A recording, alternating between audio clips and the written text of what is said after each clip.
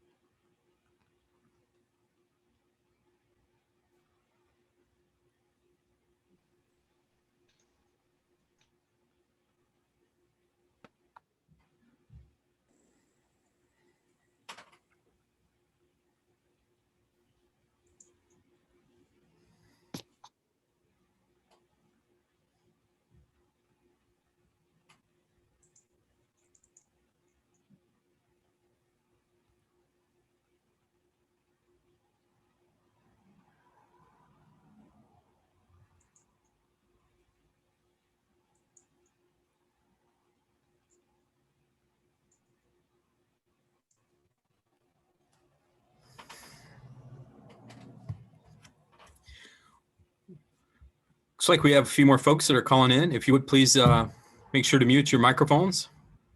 And while we wait to get started here, I will be leaving the presentation for a few minutes to close out another meeting that I'm in that unfortunately has gone over, but I look forward to joining you back right as soon as I can get out of the other meeting.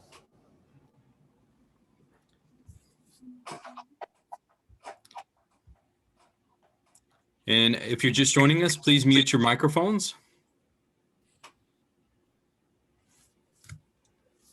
Don't want you to be like how I was yesterday talking to my cat and singing songs, and then realized that I was not on mute during a meeting.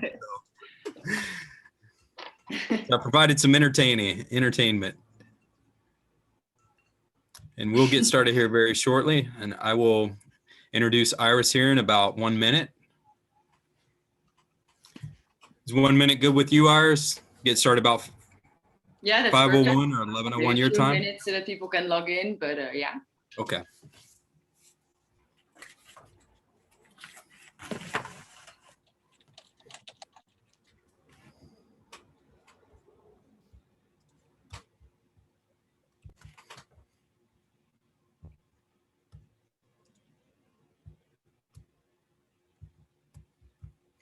Good evening. We'll be getting started here very shortly. If you would please mute your microphones.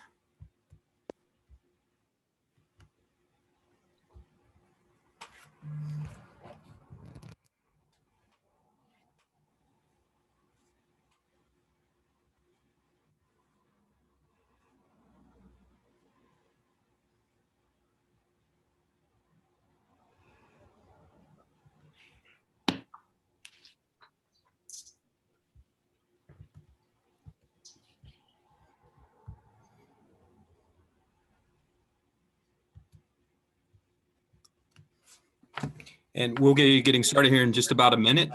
Those of you who are just joining us, please mute your microphones.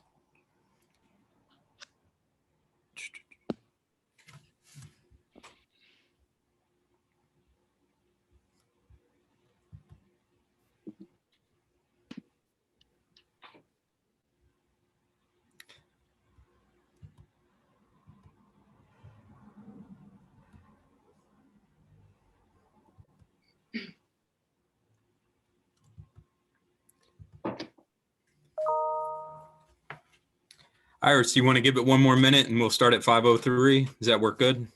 Perfect. We'll see who calls in here. We're at 38 right now, so we'll wait and see. We get one more during that. 40. Yeah, we're shooting for 40. Yeah.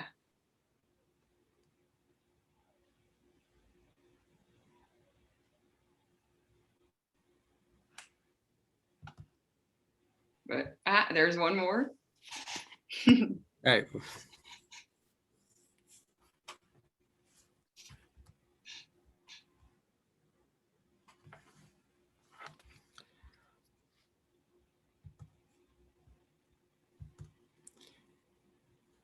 Do we have 40 yet?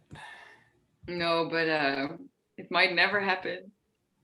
All right. I'm trying to get to my screen for introducing you with my notes. So please give me 1 second. It's wanting to be persnickety. So you ready? We'll go ahead and get started. Yeah. All right. Well, thank you all for joining us again for Dr. Iris de Rode, who is going to be talking to us this evening with one of her special lectures. Dr. Iris de Rode is specialized in French participation in the American Revolution, and she's more broadly in the history of Atlantic revolutions as well. She earned her doctoral degree in 2019 through a PhD dissertation entitled François Jean de Chasseloup, un soldat philosophe dans le monde. Iris, I'm gonna need your help on this. Atlantic Q. Yeah. Uh-huh. So it's a French title. Yes, I should prep that better. But she earned her doctoral degree at the University of Paris under the supervision of Professor Bertrand von Ruyembeck. And for her dissertation, she has earned 13 fellowships, including grants from the Richard Lounsbury Foundation, Mount Vernon, Monticello, the French Embassy in the Netherlands, and the French government. She has presented her research at 25 international conferences, such as those organized by European Early American Studies Association, the French Association of American Studies, Brown University, Stanford University, Mount Vernon, and Monticello. And excitingly, her dissertation will be published in French in the autumn of 2021.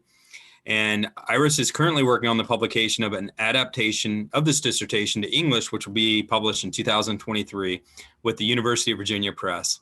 In addition, she's also working on a documentary film entitled En Route for Revolution, based on her research and through the French production company Gedeon Programs. And since 2013, she has served as an adjunct faculty member, and she has been teaching several classes in American and transatlantic history and international history. And we are so honored to have her here tonight because she's going to talk about the preparatory phase of the Yorktown Campaign. And the focus will be placed on understudied French officers such as Chasseloup, Vieminel, and Montesquieu.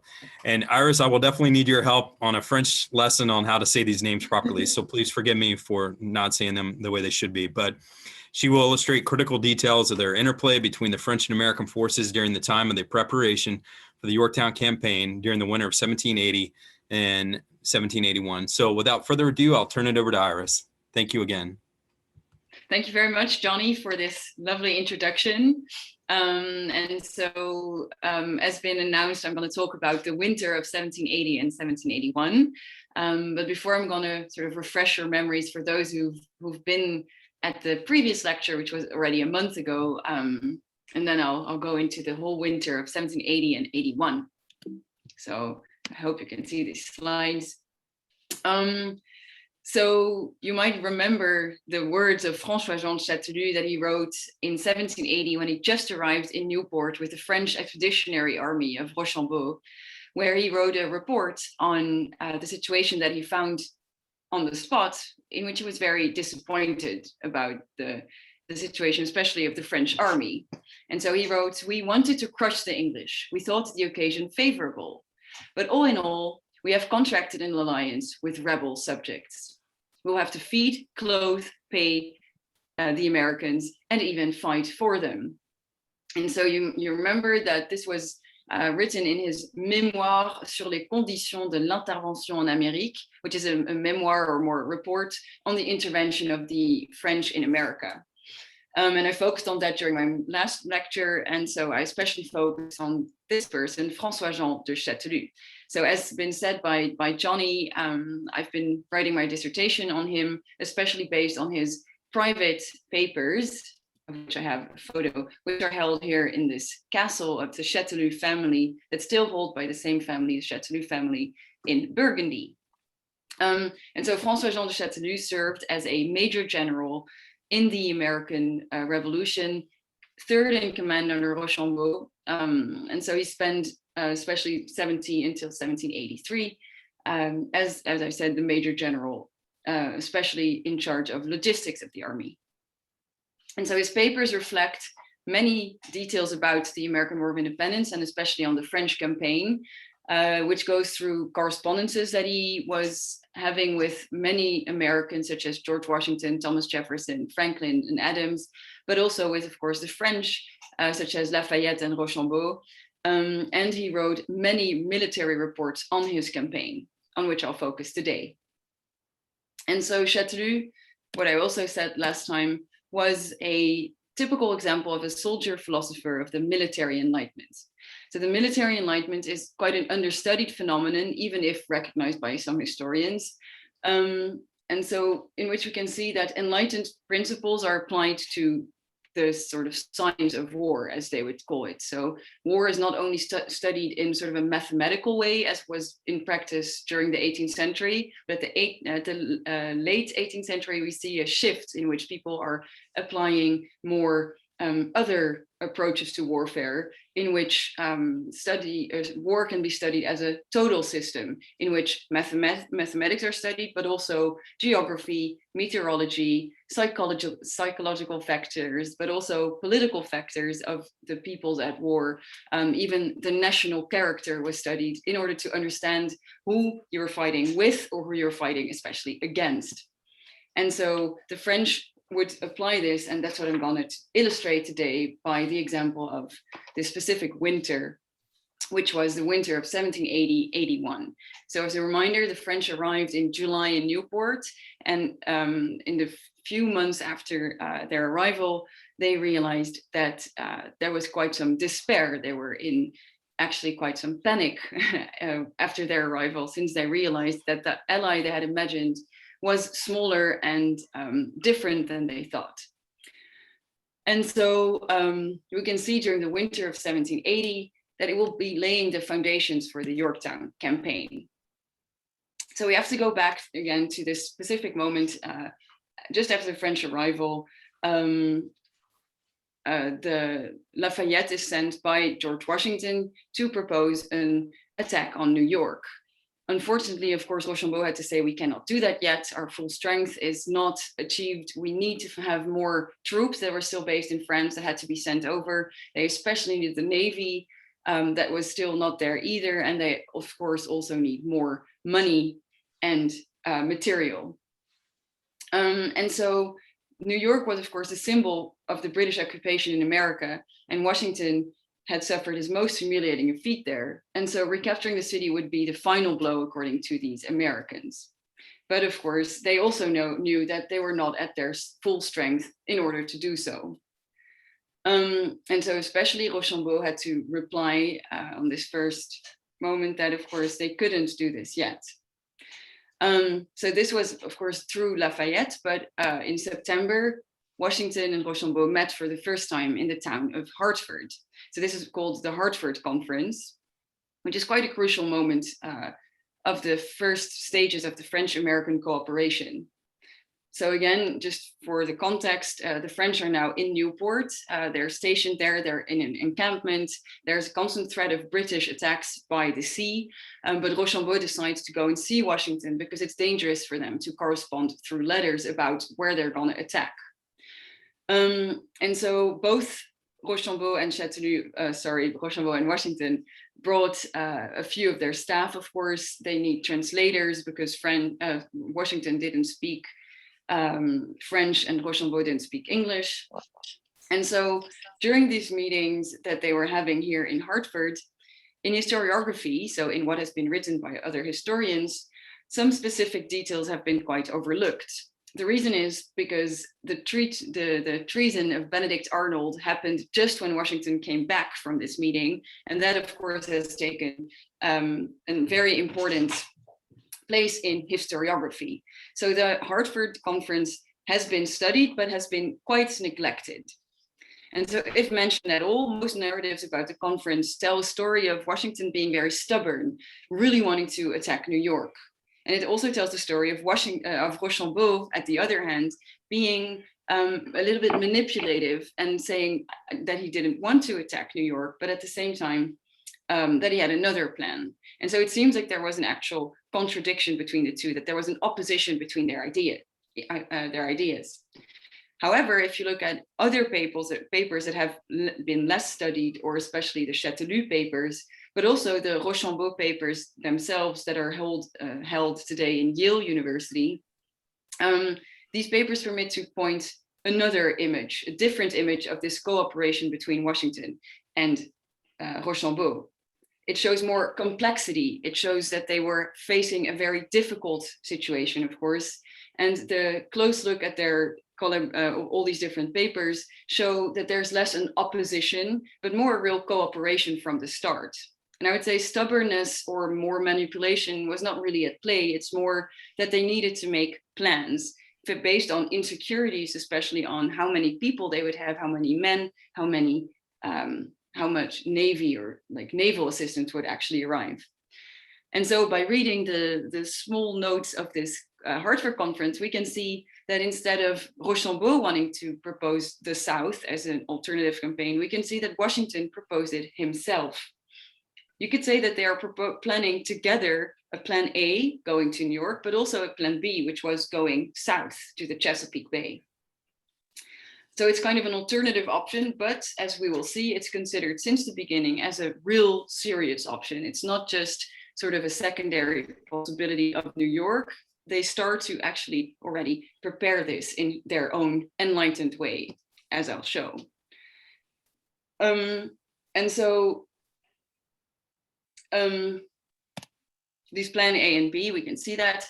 So Rochambeau and Washington discuss their plans. They especially discuss that they can go to New York or Chesapeake, but that they cannot do that now. This is, of course, the winter. It's a winter season, which is not a campaigning season, but especially they have to wait for more reinforcement coming from France. As I said, there were still 2,000 soldiers that were supposed to be sent. The French Navy was supposed to be sent, and the American states, so the 13 states, were supposed to send more troops too. So they decided to go into their winter encampment. The French would go back to Newport and just wait for these reinforcements to come, probably in spring. And so, again, in history writing, in historiography, what we can read is that the winter of 1780 and 81 was a very inactive winter. The French were just waiting in their camp. The continental soldiers and militia were also just waiting. But that's not the case for everyone. A few French officers, together with a few American officers, amongst whom General Washington himself, were actually working very hard together, doing a large reconnaissance expedition. So the reason I found this is especially based on Châteauneuf's papers, where you can see lots of reports on this secret expedition of the French through several states, together with the Americans, to gather more intelligence. The reason why this was necessary, as I already explained, is that their means were very slim. They didn't have many men nor ships, but what Châteauneuf and Rochambeau especially discussed is that they could get more information, and maybe based on new insights, they could actually plan an alternative plan, or at least they could see what their options were. They needed more information on geographical details. They didn't have many detailed and especially accurate maps. They also needed to know where the British were stationed exactly, the possibilities of marching or camping, where provisions had to be bought, where soldiers could be recruited maybe. And they also wanted to study the past battles. So what kind of tactics were used? What was the terrain of these battles? Why did the British lose? Why did the Americans lose? All these different things had to be taken into account. And furthermore, on top of that, they also wanted to understand more the national characters, what Châteauneuf would call that. So who are these Americans we're with? They only saw the militia of Newport at the time as the active soldiers. For the rest, they had not gotten out there. So again, this despair that Châteauneuf and many other officers around him had expressed in the first month was especially based on the observation that they had made in Newport. And so they want to get out there to understand where they're actually at, and maybe how they could fight a successful battle instead of totally losing, as they would imagine from the beginnings. And so to reassemble all this information, this reconnaissance mission was organized. What we'll see is that it's a real cooperation. The French are sent out, but they will meet along their route many American officers. So we can see that this is sort of the real first beginnings of the French-American cooperation, which is mostly studied as beginning more like during the Yorktown campaign, the march to Yorktown, and especially the whole campaign. But you can see that it's already starting way earlier than that. And so on top of having all these different new insights and intelligence, what we'll especially also see is that there will be French-American friendships formed. So American officers organized dinners, they organized balls, they even organized breakfast to, let's say, cement their alliance and to create mutual trust that was highly needed in order to cooperate. So friendships, but especially trust and sort of diplomatic skills of being open to learn from each other was essential for the French-American alliance. And so in October, there's this French groupe de recherche, research group, started. So this is composed of Châtelu himself, but also Montesquieu, which of course sounds familiar because he was the grandfather of the famous philosopher Montesquieu. He was the aide de camp of Châtelu. There's also Lynch, who is also an aide de camp, an Irish actually aide de camp of Châtelu. And then there's Dumas, who was serving as a aide de camp de Rochambeau. And Damas was also serving in the same capacity. And then Turpin was an engineer. He was trained to draw maps and other things that he could integrate in their research. And so they would do this tour starting in November up until January through Rhode Island, Connecticut, New Jersey, Pennsylvania, New York, Delaware, and Massachusetts. And what we'll also see is that at the end, Châtelu will also go to Virginia to observe the Chesapeake Bay in a very secret mission. And so the reports that are held in Châtelu, his papers that are now unpublished still, they give a very interesting picture of this specific research expedition, but there's also the handwritten version, let's say the handwritten document of his later published travel journal. And I'm sure some of you have read that, actually the journal of Châtelu being his travels through North America in the year 1780, 81, 82, which is published in French in 86 and then translated in 1787. And the most famous edition is today of Howard C. Rice. It has been translating it again. And so you can find some elements in there, but in his handwritten version, there's a lot of details that are mainly military that he did not include in his published diary. So this is a very interesting addition to that known diary, and especially to our understanding of how the French-American cooperation worked on the ground. And so what we can see from the beginning, soon after his departure of this group, they realized that in Newport, they were quite, of course, disturbed by what they found. But throughout the land, they could actually, they would find hope, as we'll see. So they had a specific research method which reflects this sort of mentality of the enlightened empirical approach that was needed for research at the time of philosophers, soldier philosophers such as Châtelu and Rochambeau himself. So he says the best method for military men in following the campaigns of great generals on the ground is not to have the different positions pointed out and explained to them. It is much better to visit the places, to look well about on every side and to propose themselves little problems on the nature of the ground and on the advantages derived from it. Then to compare their ideas with the facts, by which means they will be enabled to rectify the former and to appreciate the latter. So you can see they're not taking information for granted. They need to go on the ground, do their own research. So what Châtelu and his, let's say, brothers in arms find from the beginning, again, they're shown different places. A few American officers are showing them around. And so he describes the military potential of America that he believes much greater than what he had seen in Newport, based again on the observations of just the militia. He could see among the men I have met with above 20 years of age, of whatsoever conditions, I have not found who have not borne arms, heard the whistling of bullets, and even received some wounds. It may be asserted that North America is entirely inured to war and that new levies may continually be made. So there is hope here instead of seeing just what he has described as these miserable militiamen from Rhode Island, he could see that there is a real military potential in America. And so during this route, again, through all these different states, they take lots of notes, they compare different accounts, they speak to several participants, and they especially study strengths and weaknesses of both parties. And so a few weeks later, once they're doing that, they visited different battlefield sites too, of Saratoga, White Plains, these kind of places where they could actually really see how the battles had been fought. He sees, Chateauneuf described military progress in America. Again, a stark contrast of what he had seen in his first weeks. He sees military development. He says 2 years ago in West Point was an almost inaccessible wilderness, which has since then been covered with fortresses and artillery by a people who 6 years before had scarcely even seen cannon. Oh, So, hello. Hello. Okay, so sorry, I hear a lot of dogs and okay. So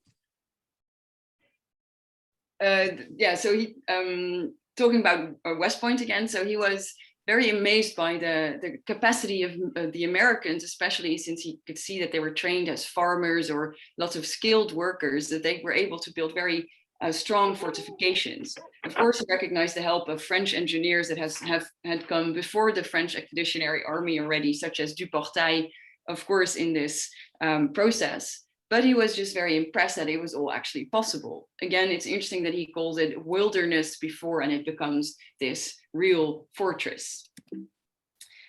So after this, he also meets Jeremiah Wadsworth, the commissary of purchases of the Continental Army. And it was also very encouraging to him, because as we remember in Newport, when the French just arrived, there was a real scarcity of food and scarcity of everything you could imagine that an army would need. And luckily, going through other states, you could see that farmlands were in real cultivation. So you could provision the Continental Army, but also the French through the American lands. So again, in Rhode Island, these were of course destroyed by the British occupation and by warfare. But in other places, there was a real development of agriculture and of even trade and of prosperity and farmlands being cultivated, as Chateauneuf said. So he says these kind of remarks many times. He says, whatever mountains I've climbed, whatever forests I've traversed, whatever bypath I have followed, I've never traveled 3 miles without meeting with a new settlement, either beginning to take form or already under cultivation. And again, this seems like sort of a happy exclamation, but it's important. It's very crucial information for the logistics of the French army, of course, the provisioning of the army. And so he made a very detailed sort of overall view of all the different states that he traversed, describing the types of crops that grew, where they were sold, where the ports and the markets were, how much the price was of all these products, how much farmers, but also traders even earned selling them, all these crucial information that was necessary for his army. But it was also, of course, interesting for himself, being this philosopher of the French Enlightenment, to see a new land under cultivation, because he was really considering this as the new republic that was taking form at this time. And so overall, he really found hope for his mission, his military mission. He saw a large military potential. He saw all these cultivated lands, but he also met patriots who were willing to fight. Because that's another point. He was afraid that in Rhode Island, many people would join the loyalist cause, so joining the British army, but he found that throughout his voyages, a lot of people were actually willing to fight for the Continental Army. And so he believed in a fruitful cooperation between the French and Americans. But the most important moment that really changed his mind on the Americans was a special meeting he had with George Washington himself. So it was Lafayette. As we remember, Lafayette and Chateauneuf are related. So by marriage, Chateauneuf was an uncle of Lafayette.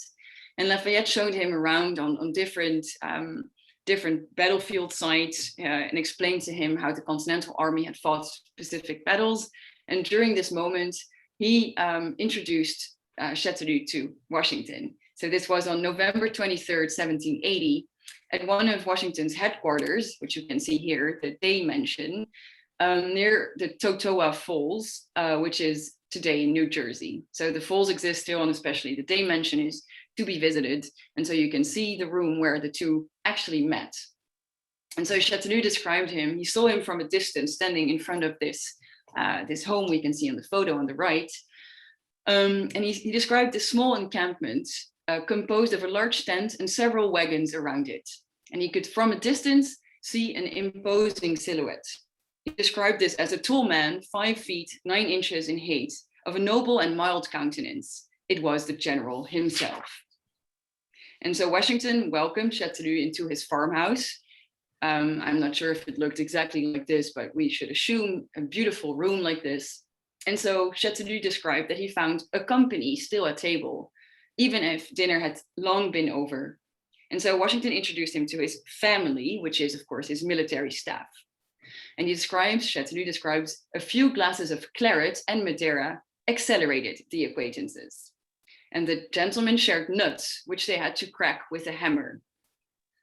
So Washington and Chateauneuf could converse directly with one another in English. This is in contrast, of course, to Rochambeau and Washington that could not discuss together because, of course, they didn't speak the same language. But Chateauneuf was trained in English already since he was very young, especially in the French salons that he was visiting, because he was friends with people such as David Hume and Jeremy Bentham. And so he had learned English in France, actually. And so what's interesting is that there's a real friendship developing between the two men.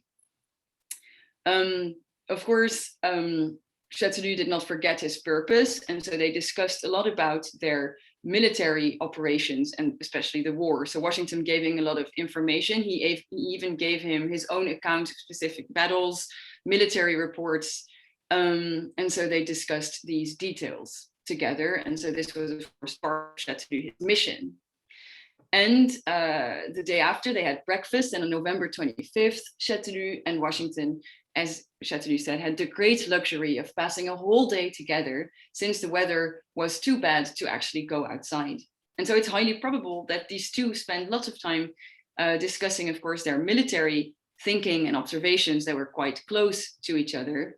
But on top of it all, Washington struck Chateauneuf really as an enlightened leader. He called him the first personage who shines upon America. And of course, the meeting between these two was the start of a deep friendship. So Washington describes this, a deep and lasting friendship, a friendship with neither time nor distance can ever eradicate. And so this is because, of course, their military bond, their mutual interest in the war, obviously they have to cooperate, but it goes well beyond that military bond that they have. Washington admires Chateauneuf because he represents an ideal of a polite Parisian, of a real philosophe des Lumières, a military, an enlightened philosopher. And at the same time, Washington knew that he could benefit from Chateauneuf's experience in one of the most powerful armies of the world, being the French one. So they had lots of interesting ideas to exchange.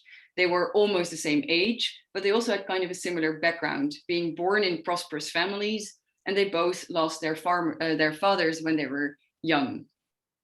And of course, there are no accounts of their discussions, but based on their correspondence, they discussed much more than their military role. They also discussed their passion for Frederick the Great, of course, the Prussian king who was the great victor of the 7 Years' War.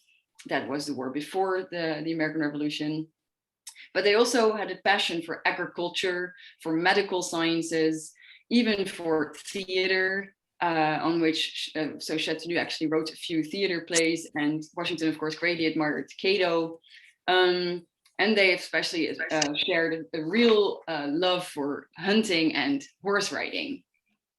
And so during this first encounter, the two really felt the closeness of their minds. But I already said about this real friendship, that is not just an anecdote. It's quite essential for this French-American alliance, because these kind of friendship really created sort of the glue that would form the necessary cooperation between the French and Americans.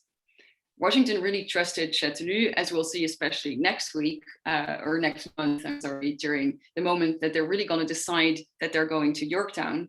And overall, you can see that there is this exchange of the military enlightenment approach to war that was already in Washington's mind, but it's developing more and more. And so the psychological factor should just not be forgotten in this research on French-American cooperation. So, of course, Chateauneuf was quite saddened to leave Washington, his new friend, but at the same time, he was also happy to go on the road again and to go to Philadelphia, which he called a buzzing city. So here he was supposed to meet La Luzerne, who was, of course, the French ambassador based there, and the consul called Barbé Marmois, with whom he was supposed to collaborate on his research mission. And so he planned to stay there for 2 weeks. And with them, so with Luzerne and Barbé Marmois, they would meet numerous merchants in the city to discuss financial dealings of the French army, and especially the logistics, the provisioning of the army, and the financial transactions that had to be done between the French and the Americans. And so, as Howard Conkling, an American historian, had said, some of the most important financial negotiations of the American Revolution were effected by a group of 4 persons: La Luzerne, Washington, Gouverneur Morris, and Chateauneuf. And in addition to these financial negotiations, Chateauneuf wanted to find out more about intellectual, cultural, and political life in Philadelphia and overall in what he calls the nascent republic in America.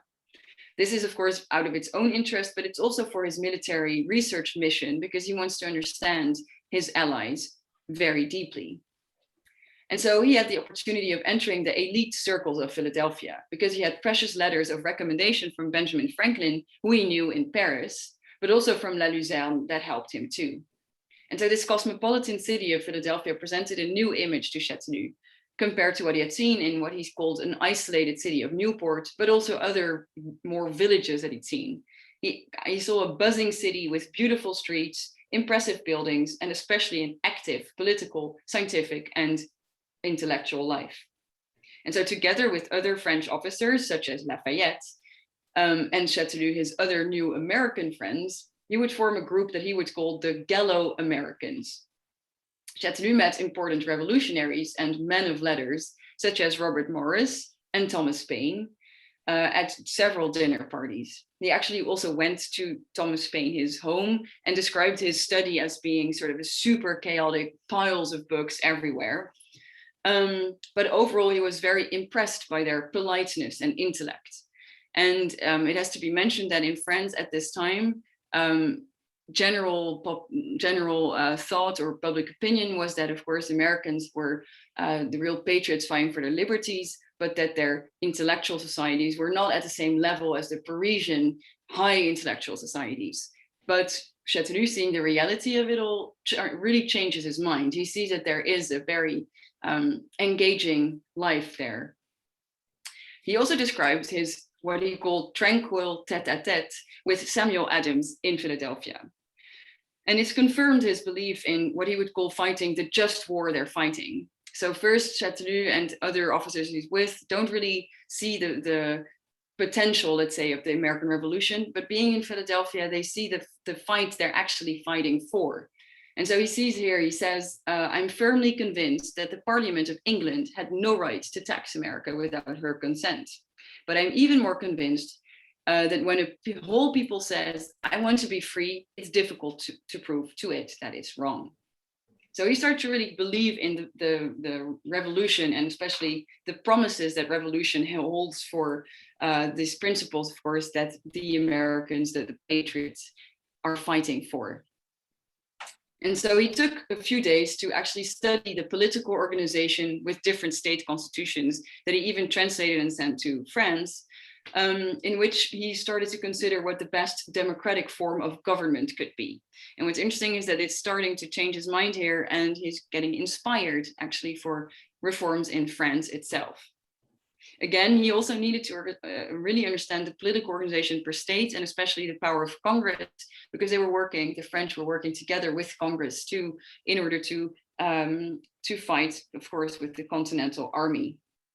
So he also met scientists, astronomists, members of the American Philosophical Society, of which he became a member. And so he was again very inspired by scientific discoveries and the political discussions that were held there. He said that even Americans could surpass the Europeans in their greatness in the future. So not only the gentlemen impressed him, also the women. For instance, Chateauneuf met Benjamin Franklin's daughter that you can see on the right, Mrs. Page, and she showed him that he supported the Patriots' cause because together with the ladies of Philadelphia, they had brought the linen from their own private purses, of which they had made 2,200 shirts for the American soldiers.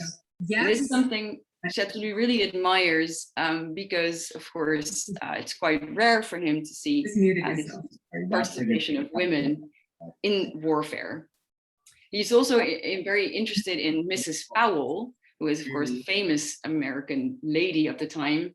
And she said, which chiefly distinguishes her is her taste for conversation and the truly European manner in which she uses her wit and her knowledge. Of course, this shows quite sort of a prejudice of Chateauneuf and his kind of superior thinking about European culture compared to the American one. But still, it's interesting to see that he believed that there was a real hope for the future of America having these kind of women. And so it's consolidation of his beliefs of the promises and the cause he's fighting for. And so meeting these illustrious women and men made Chateauneuf and of course the others he was traveling with, because they're all working on the same reports, that there existed a real potential for the development of American politics, knowledge, and science. And so it really consolidated his beliefs of a possibility of a successful and methodical, military cooperation, but also even further in future diplomatic and commercial relations. But for now, of course, it was very important because they could see that they could fight together and for a good cause.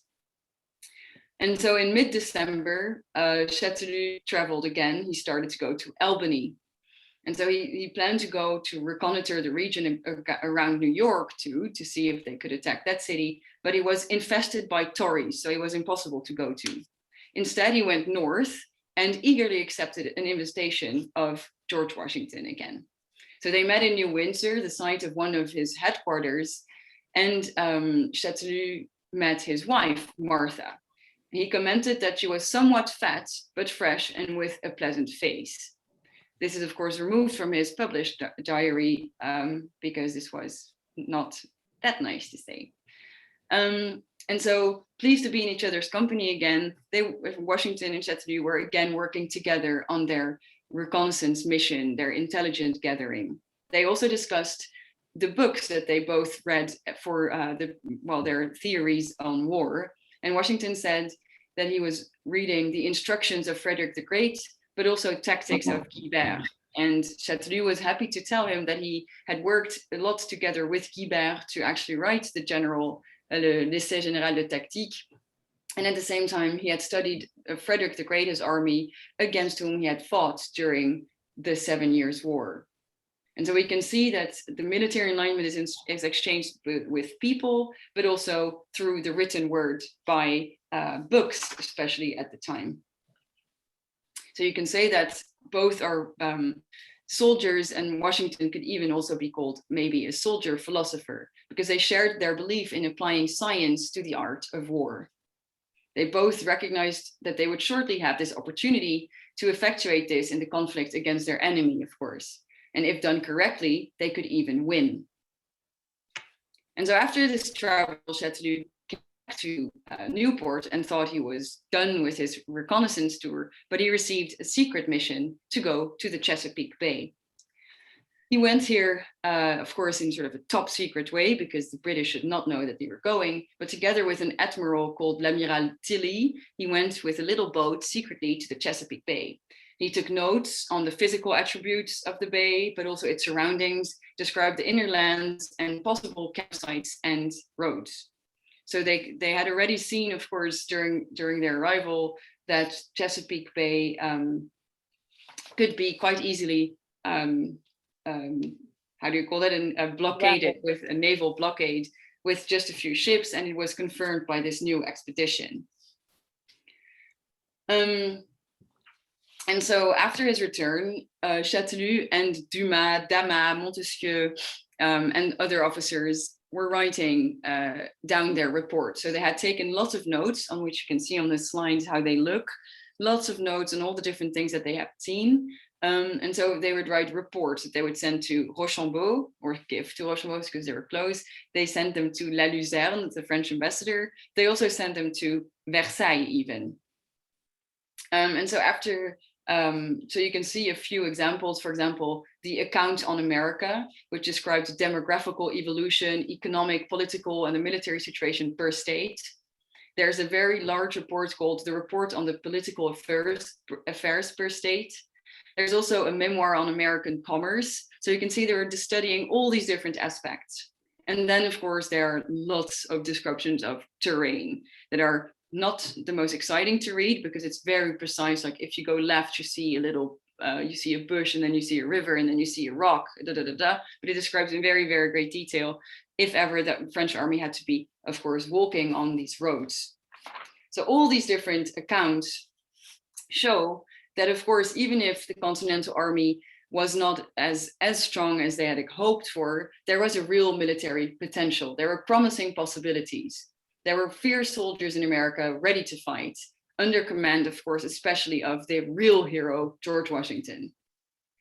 Even if there was, of course, quite some poverty overall, it was less than they had previously thought.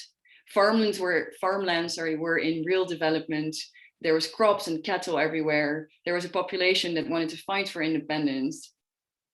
And so all these different texts and reports showed that it was kind of a synthesis of the information gathered to prepare for their next military campaign.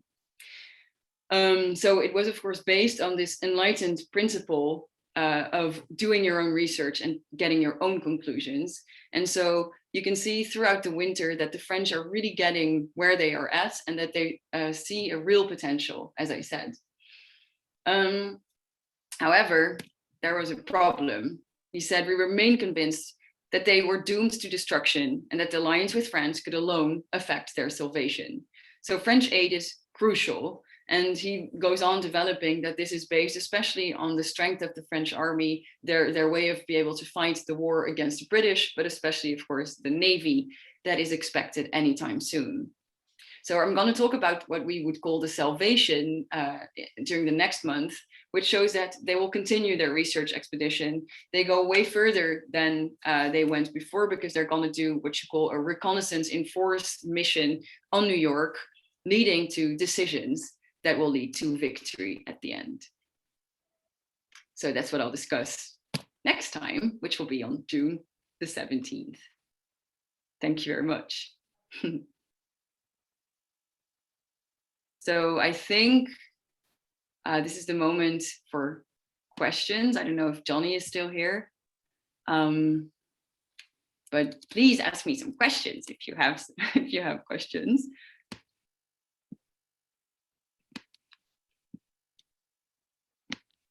I'm seeing that maybe you can just, I'm going to see here. So I have a question here in the Converse thing, the chat box. So did Rochambeau know that Châtelus secretly wrote to George Washington about de Grasse his plan? Who had the best poker face about telling each other about de Grasse, Rochambeau or Washington?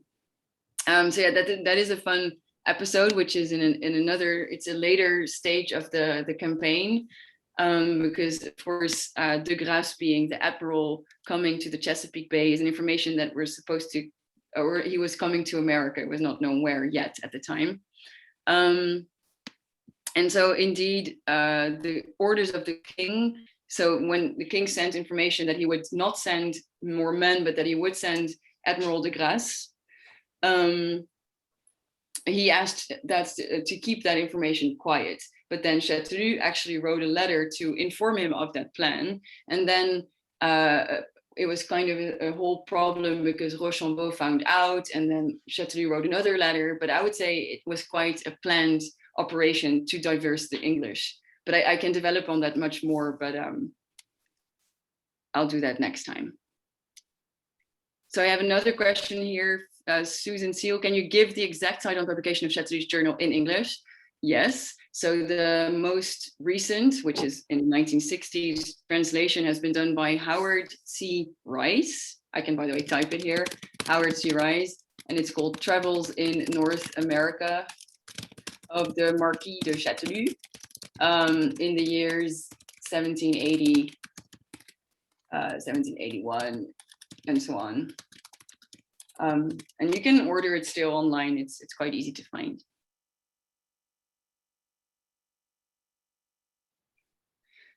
So there's a question, when did Châteauneuf first visit Virginia? So this was in January 1781 in this secret mission of just a few days together with Admiral Tilly.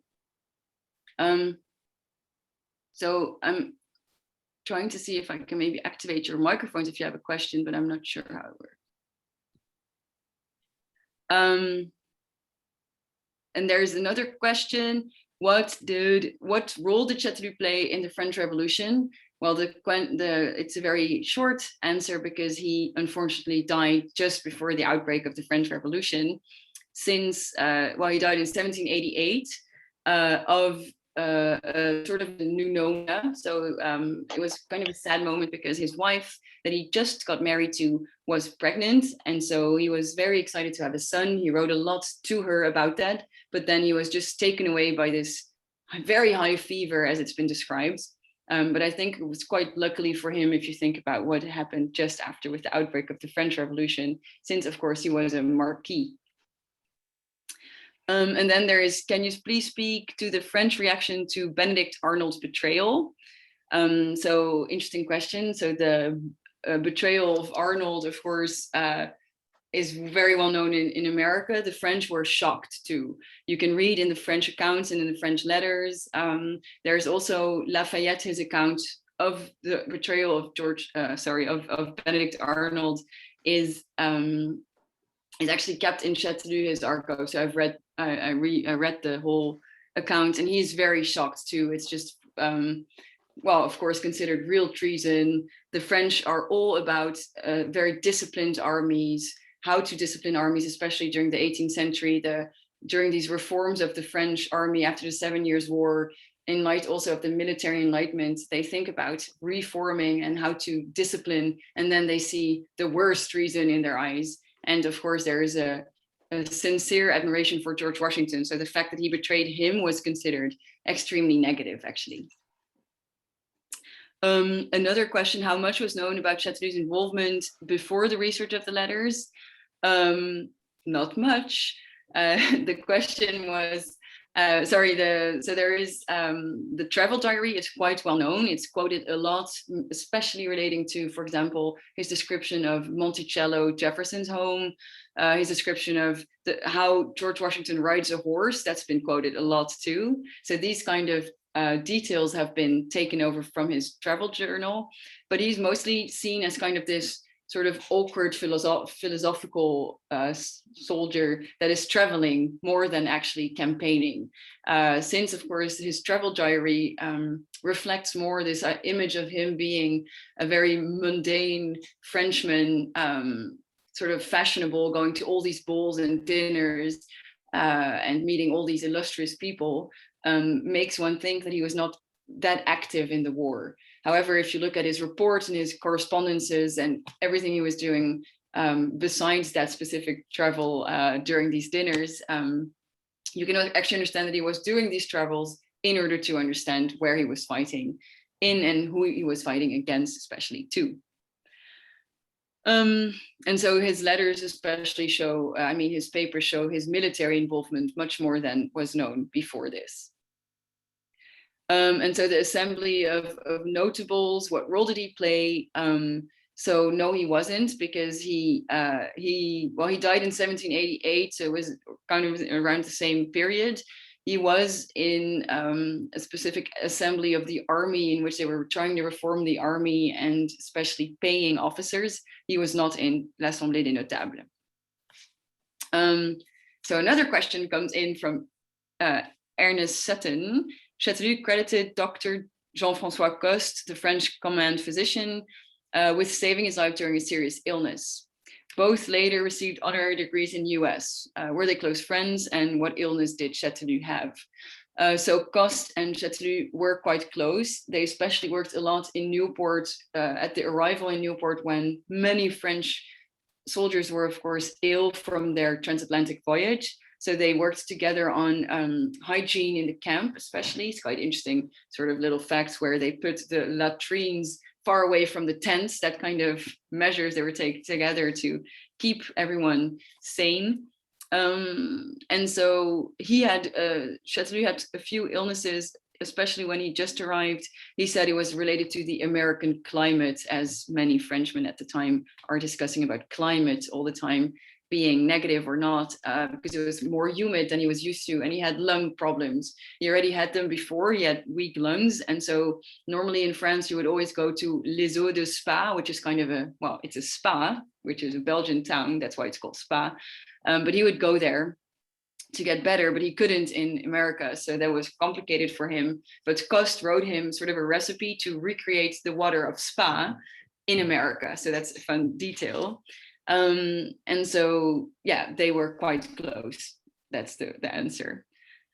And then the first issue of the Gazette Française has an account on this Norm Desmarais saying that there is this, the first account in Arnold's treason is in Le Gazette Français, and that the language is very colorful.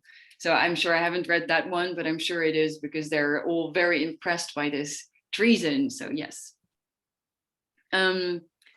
And so Frank Apicala, the question is, while they were openly partying and attending balls in Philadelphia, where were the British? That's a good question. I've never really asked myself that much. I would say that they were not in Philadelphia, but there might have been surrounding. But I do know that, of course, the British were stationed much more in New York and at other places. Philadelphia had been occupied by them, of course, a few years before. It had become sort of the American center again at the time Châteauneuf visited. So this is 1780. But I have to admit that I don't know where exactly the British were. But I do know that, for example, so when Châteauneuf wants to go to New York, there are too many British. They cannot go. It's way too dangerous. Going to Philadelphia is way easier. They can, as you say, openly party there. They have their Gallo-American group exchanging all their new ideas. So you can really see that they do that quite openly. But you might wonder why they didn't send a few British people over to, take some action against this group of Frenchmen. Good question. I have to look into that.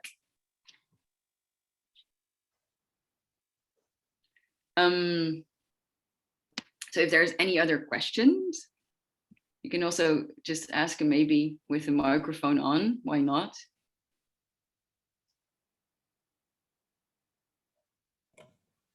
Hello. Hello. I'm just curious if you know of other people in Philadelphia that he got to know of the sort of intellectual set. Yes. So sorry, I didn't see who asked this question, but I'm sorry, it's Morgan Fleissig. Okay, good. I don't see your face, but anyway. Thank here's you. my flash. Hello. Hello. Hi. Okay, so in Philadelphia, so I would have to go back to the travel diary to give real names, but he was part of the American Philosophical Society in Philadelphia. He was in close touch with, I think his name, I forgot, this astrologist that was very famous from Philadelphia at the time. They went to do a scientific sort of experiment together. It's unfortunate that I don't have the travel diary with me right now because I could look up the names, but those who he's meeting are so different groups. So there is the sort of more politicians. He's going to Congress. He goes to the several meetings. So he meets judges, he meets politicians, he meets those who are working on the state constitutions, and at the same time he's meeting the more scientific side, let's say. So he's very interested in natural sciences. So he's meeting the natural scientists. And with Jefferson, he discusses that a lot, but I have to look up the names again. So if you really want to know, I have to make a list because I'd love to know more. I mean, there was a very interesting writer in Philadelphia at the time, Charles Brockton Brown, who was, I think, very involved in that philosophical society, and he was a naturalist, and he was very interested in the sort of the early sort of psychological sciences, and his book is one of his early novels is about a Philadelphian like wandering out into the like sleepwalking into the woods at night and falling into a cave. So it's this very strange. It's one of the earliest American novels, but Okay. I don't know. Just sort of curious if they cross paths. Yeah. So his name is Brown. Charles Brockton Brown, Brockton. It does ring a bell. You might have actually discussing that. But if you want, I can email you a list with the names because that'd be great. Them very specifically, and they're so outside of Philadelphia, he's a lot in touch with Reverend James Madison, so not the one who became president, but Reverend of the College of William and Mary. He's in touch a lot with George Witt of the same. Well, it's in Williamsburg, and then he's also in touch with Ezra Stiles at the same time. So he's in these circles, and he becomes a member of 5 different of these intellectual circles of America at the time. And he's an honorary member. He received a doctorate of the College of William and Mary at the time too. So, wow, yeah, fascinating. A really interesting talk. Thank you. Thank you. And then there is a question I see coming in from Larry Ferrero. Speak of Chatelu's experience in the 7 Years' War. So that is a very interesting question because the 7 Years' War, of course, is fought from 1756 to 1763, especially on the European theater, at least. France was mainly involved in the German state, so war on Germany. Of course, there was also the what's called the French and Indian War at the same time in North America. Chatelu was involved in the German campaigns. He was quite young at the time. He was in his early 20s. So he started as a lieutenant, but quite quickly rose to the rank of I think you say colonel. I've heard that the other day, but colonel, I don't know, colonel, at least from his own regiment, it was called the Tatalus regiment, but it was called after himself the Chatelu regiment. But unfortunately, of course, most of the battles fought at the time were lost by the French. So these were the first experiences of Chatelu in the war. And most of them were lost except 2, which he described in his papers. So there is one in what's called Wolfenbüttel, and another one is Kloosterkamp. No, that's not that, they lose that one. Another one that's close by. And so he is making quite important promotions despite the fact they lose, because he's considered as someone that is very very well organized in his own regiment, and he was doing lots of training with his regiment. He had a very well disciplined regiment, and he was even doing experiments with it to see how to motivate his soldiers, how to make less sacrifices, these kind of ideas. So in the 7 Years' War, he had quite a career. The issue for him especially was that after the 7 Years' War, he got quite bankrupt and was obliged to sell his regiment again. And so, because of course it was very expensive at the time. But so the 7 Years' War really marked Chatelu, his vision of warfare, and especially thought, like so many others, that the French army had to be reformed. And so from the beginning on in the 1760s, together with, by the way, Rochambeau, who he's serving with and working with a lot already during the 7 Years' War, they are realizing that if they don't reform the army, they're going to lose again. And this was such a humiliating defeat, because we all know the 7 Years' War made the French lose almost everything they had, all the colonies, in especially America. And so they started to think about, how do we change this? And so Chatelu is one of these advisors to the French administration on how to reform the army, how to reform the navy, especially in order to attack the British once and for all. So that was a question, the answer to that. Then another question, do you know if any of the French soldiers or officers stayed in the colonies after the war? So yes, there are a few that stayed. There are a few anecdotes in which French fell in love with women and just stayed in America afterwards. There's a few accounts too of French, German. So there were a few mercenaries from German descent in the French army, especially in one regiment called the Lausanne Regiment. And there are quite some accounts of Germans staying when they found German settlements along the road. So some accounts say that French stayed in America there, but of course, overall, these were considered real desertions, so it was not that common. What I don't know much about the officers really staying, but I know quite a few came back during the French Revolution, because of course the French officers were all from aristocracy. That was because the way the army was organized. And so when they came back to France a few years later, it was very dangerous for them to be in France. So a few of them returned to America and were actually really well received in places such as Philadelphia. And there's a book on this called When the United States Spoke French of Francois Furstenberg, that describes a few of these officers returning after the war, which is an interesting book about that. And so I receive other things. Okay, I think this is it. If there's no pressing last question.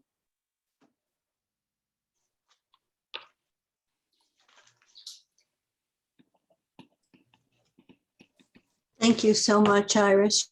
You did a great job. Thank you.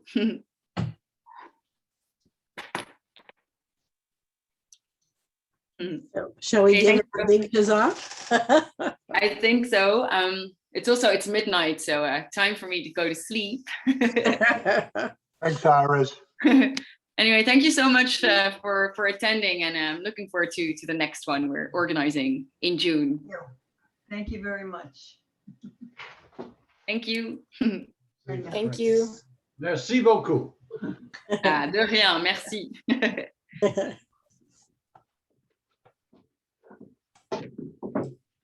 I guess that's it. Just stand there and look at it.